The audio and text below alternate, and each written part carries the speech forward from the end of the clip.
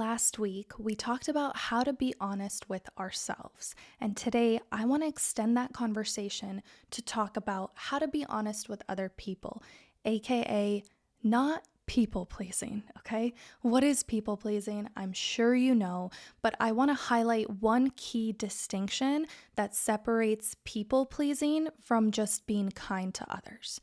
When you are people pleasing, you are doing so at the expense of yourself. Being kind, on the other hand, is because you have the emotional capacity, the energy, the time, the will, the desire to help somebody else. And it actually fills your cup more to be in service of somebody else, to hang out with that person, to extend a helping hand, to do something, right? So people pleasing is only when you feel more depleted after the act than when you started. If you feel, my mom has this phrase which she calls pleasantly tired, right? If you're fulfilled by what you're doing, whether that's your work or volunteering or spending time with friends, if you come away with it feeling pleasantly tired, I made memories, this was a good time, this was worthwhile, then that's not people pleasing. That's doing something kind and good because you want to. Specifically when you don't want to, or there's a small part of you that you're like, oh, I don't want to go to this event, or I just don't know what to respond to this text, but I don't want to be mean. Okay, fine, I'll give it another chance. I'll go on another date, even though I know this isn't really going anywhere. That's people pleasing, aka lying to other people. And I'm sorry if this sounds harsh. I just need to put it in a kind but firm and loving way so that you realize the impact of your actions, not just on you, but on others. You know, we talk about mental health a ton on this podcast, and I feel like common advice around people pleasing is like, don't do it because it's bad for your mental health. And I think you've already heard that. So I want to talk about the health of your relationships and how people pleasing is actually hurting those you love. But before we dive in, I want to read a really sweet review that I got a while back, but I've been going through some of your kind words as a way to motivate myself, and I like reading them out loud because it gives me a little pep in my step. So this person wrote, I absolutely love Mary's channel. Last year, I bought and read her book, The Gift of Self-Love, which absolutely helped change my life. And when I discovered that she had a podcast too, I couldn't stop listening. I love how genuine she is about addressing very difficult issues and being vulnerable while also managing to keep it lighthearted at the same time. Being almost Mary's age, listening to her own story, she also gives me confidence to progress forward and keep going in my eating disorder recovery process. It would not be the same without her. This is so sweet and kind, and just thank you from the bottom of my heart. If you want to leave a review, then I might read it out loud on this podcast, and it would totally make my day. So back to people pleasing. The common misconception is that we do it because it somehow helps our relationships, right? It maintains them. When we're overly nice, when we do things we don't want to do, when we say things we don't mean, then we're probably doing so to protect somebody else's feelings, right? Wrong. Wrong, wrong, wrong, wrong, wrong. You are people pleasing to protect your own feelings. In case you missed the conversation in last week's podcast episode, we talked about how being honest with yourself is the key to emotional liberation. And when you're being dishonest, it's because you're afraid of something inside of you. You're afraid to feel something, right? And it's the same thing with people pleasing. When you are lying, even if it's just a little bit, then you are doing so to protect your own emotional homeostasis. You're afraid to shake things up, to feel something uncomfortable. Most of us lie to others not because we are sociopathic, cheating narcissists, right? We have decent intentions. We want people to like us. We want to keep the peace. We don't want to hurt feelings. But in doing so, people pleasing comes with a trade-off. And that trade-off is that you are trading long-term authenticity for short-term approval. Let me say that again. You are trading, when you're people pleasing, you are trading long-term authenticity for short-term approval. And almost always, it's not worth it. It's hurting your relationships because people pleasing is manipulative. Again, I say this with love. My voice is firm. I hope it doesn't come across as harsh, but I feel like my brain makes change when I realize that what I'm doing is hurting somebody else instead of hurting me. And I know that sounds really messed up because we should care about ourselves. We should take care of our mental health, and self-care is important, but sometimes it's really difficult to do something for yourself. So when you're trying to stop people pleasing, think of it as a way of doing something kind for somebody else. When you're being honest, when you're being real, genuine, truthful, authentic, you are actually being kind. And remember, there's a difference between being nice and being kind. By being nice, you're not always being kind. Susan Campbell, in her book, wrote this quote that I love. She says, "Control-oriented communication is geared toward ensuring a predictable result. It is the ego mind's way of protecting us from feeling anxious or uncomfortable when facing an unexpected or unknown outcome." The ego mind is that part of us that likes to feel in control. Many of us don't trust that if we don't get the result that we were hoping for, that we'll be resourceful enough to come up with a plan B. So there's this aspect of being vulnerable with your own emotions and trusting your ability and capability to handle it, to handle whatever natural consequence might come out of your honesty, to handle that, yes, they might not like you, and you can sit with that rejection. That takes a form of big, deep self-trust. And a lot of us don't trust ourselves to know that we can handle it. So instead, we turn to people pleasing. We turn to manipulation. We turn to control-oriented communication, as Susan Campbell put in her book. So this is what I mean by people pleasing is manipulative. You might be telling yourself that you're doing it to protect the other person's feelings, but really you're doing it to protect your own. You're essentially manipulating the way that other people perceive you because you're afraid of judgment, criticism, difficult conversations, confrontation, rejection, guilt. And we're all this way to an extent. So I don't say this to blame or shame you. Like, we're all social creatures. We all want to be liked. We all want to belong. But you have to ask yourself again, is someone else's approval worth sacrificing your authenticity? In the short term, it might be worth it, but in the long term, it'll eat away at your soul. I had a friend in high school who is a sweet person, a great girl, fun to be around when she followed through on plans. She was such a people pleaser that she would say yes to everybody, even if she already had plans. She would drive herself around town. I remember her crying about the amount of gas money that she's spending and the amount of energy and how much time she sits behind the wheel because she kept driving to everybody's house. All these people that she said yes to hang out with on Saturday, she had to kind of make her rounds.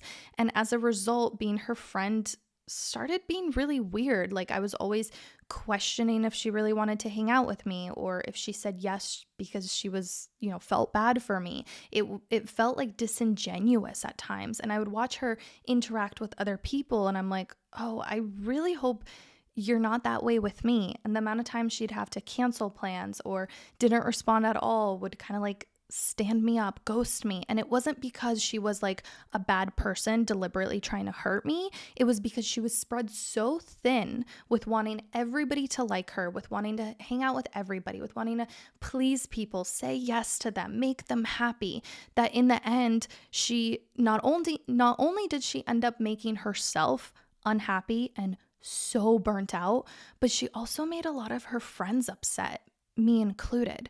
And I think about her often and just the way she behaved in high school. We're still kind of in touch. She's still kind of like this, which prevents me from getting close to her. And I feel like in another life, we'd be a lot closer if it wasn't for this, I don't know, this intense desire for her to be everything to everyone. I think that the person she is when she's authentic, when she's real, when she's doing what she wants to do, those are some of the best memories that I have in my entire life, is running around town with her in high school. But that only happened when she was willing to say no or to make mistakes or to make somebody unhappy, to break up with her boyfriends, right? Like a lot of these relationships we stay in longer than we should be because we're scared of hurting somebody else. But by doing that, we're actually hurting other people. Here's how. You're robbing them of the opportunity to grow, to build their own character, to deal with their own difficult emotions, right? Those same fears that all humans have, rejection, disappointment, abandonment, like those are all challenging, but we need to feel them. We need to deal with them. We need the experience and the wherewithal to know what to do with ourselves when faced with that situation. And if you're always tiptoeing around somebody, if you're always trying to bend over backwards for them, if you're always handing them easy, comfortable feelings on a golden platter at the expense of your own, you're not serving anybody. There's this book I read a really long time ago called Radical Honesty. It's by an author. His name is Brad Blanton. It's been a few years since I read it, but I remember just that title alone being kind of like a little mantra for me. And so I dug up a quote that I really, really enjoyed from this book. And he writes that, "For my own good, I want to hang out with people who want to find out what it would be like to live in such a way as to leave no unspoken words, no unfinished business. I want to be with people who are hungry for the truth, who want to spend time learning and sharing what they have learned rather than defending their images or reputations." I love that. I just absolutely love people who are unafraid to be their messy, raw, fucked up selves because it just relaxes everybody. It just lets everybody be their messy, raw, fucked up selves, and in turn makes relationships, life, existing with them just so much easier. Again, we think that by people pleasing, we're being easygoing, we're being nice, it's the right thing to do, but really we're just kind of like straining everything because dishonesty blocks off energetic flow. I said something like this in the last episode. Dishonesty completely blocks you off from your true, real, authentic path. And it's the same way with your relationships with others. If you are people pleasing, you never really know if the person you're in a relationship with, the friends that you have, the family members that you might be on good terms with, if you're always people pleasing, you never really know if they truly like you or if they like the person that you've made yourself out to be. And that's an inauthentic relationship. Why would you want to be in that? Whereas that energetic flow of being honest, the next natural outcome of that relationship is going to bloom into what it needs to be. I have never regretted being honest with my partner. Never. It has always felt scary, but it always paid off in such big ways, specifically in that way of like vulnerability and emotional closeness and being able to talk authentically with each other. I would rather you be upfront with me. And I firmly believe, and I constantly choose to believe that there's always a way to be kind and honest. I don't think that this is something that's often modeled to us because in our culture, in our society, we get explicitly taught how to be polite, right? We get taught etiquette. We get taught the things, to smile and to look pretty and to not say anything to ruffle feathers, especially girls, right? But we're not often taught how to be kind, firm, and honest. And in any given moment, especially those difficult situations, I choose to believe that there's always a way to be kind and honest. It might take a little brain flexing, a little wordsmithing, a little deep connection with your emotional needs, but it is possible. So I want to give you some tips/advice for ways to be honest with other people. The art of saying no, politely declining, setting boundaries, and standing your ground. So firstly, this doesn't work in all scenarios, but I like to play with the idea of if it's not a hell yes, it's a fuck no. And this isn't because I think that everything is so black and white. Of course, maybe does exist or not right now. Like all of those in between gray areas definitely exist, but sometimes I like to ramp up the stakes of the decision that I'm about to make in order to try on and see if it feels aligned to me. I also love the metaphor visual of the phrase try it on, see how it feels. So when you have decisions to make, try on, like think of it like putting on a pair of trousers, try them on and see how they feel on your body. See how that decision, that option feels. So if it's not a hell yes, if this isn't 100% the pair of pants that are comfortable, that are cute, that check all the boxes, that I feel good in, then it's a fuck no. And I do apply this to shopping in particular because consumer culture has us buying stuff for that one odd occasion, and it's a little bit wasteful, and usually we don't even want to wear the pair of pants for that one odd occasion, and we wish we would have bought something that was more fitting, more comfortable in the first place. So I think this extends to any other decision. If it's not a hell yes, then it's a fuck no. And then once you ask yourself that, you can play with the in-between and the maybes, but try on hell yes and fuck no. Secondly, ask yourself this difficult question. It's super cliche, but worth considering. Would you rather be loved for who you're not or hated for who you are? And again, there's in-betweens, right? It's not just love and hate, but would you rather be untrue to yourself, inauthentic, and have everybody be obsessed with that version of you, that fake performance that you're putting on?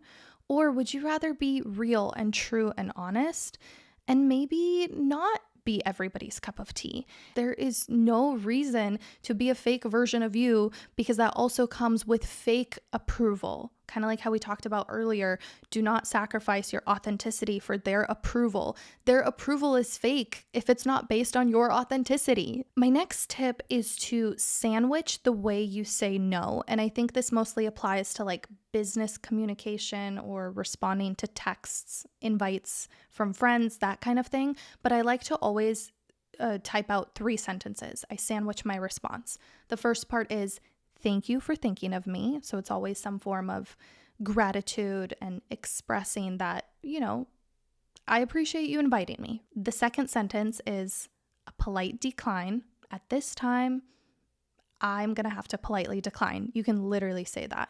And then close it with some kind of well wishes, right? Like, best of luck on this project. I wish you all the success in this endeavor. Let me know if I can help in the future. Only if you really mean that. So some kind of like closing statement where you're truly just passing on some goodness. So that way you are embodying that level of kind honesty. Okay, the next tip is really applicable to dating. Instead of asking yourself, oh my God, do they like me? I hope they like me. Ask yourself, do I like them? Like, why are we people pleasing those who we don't even like? What does that even do for us? Absolutely nothing. So every time you think to yourself, I wonder if they like me, get curious about if you even like them, if you even care enough if they like you. Chances are you probably don't really care, but you've kind of convinced yourself to care because we are so trained to be polite, to be palatable, to just be everything for everybody. Remember that is a form of social and cultural conditioning most often placed on girls and women, and that's not actually an expression of what's most useful in your relationships. Okay, the next tip. If you're not ready to answer a question, it might help to deflect it by saying something like, let me think about it and get back to you. I was really inspired by somebody that I was trying to hire to be a guest teacher at one of my retreats. And I was texting her all the details. I was letting her know that we would love to have her, that I would love for you to teach this class, blah, blah, blah. And she replied with, give me a full Sabbath week to see if it's in alignment, to see if I can make it work. And I thought that was really interesting. Like, she didn't say, I'll let you know, and then it kind of left it like indefinitely into the future. That leaves me hanging. That leaves her kind of hanging, right? We're both in a weird spot. She gave me a timeline. She said, give me a full Sabbath week.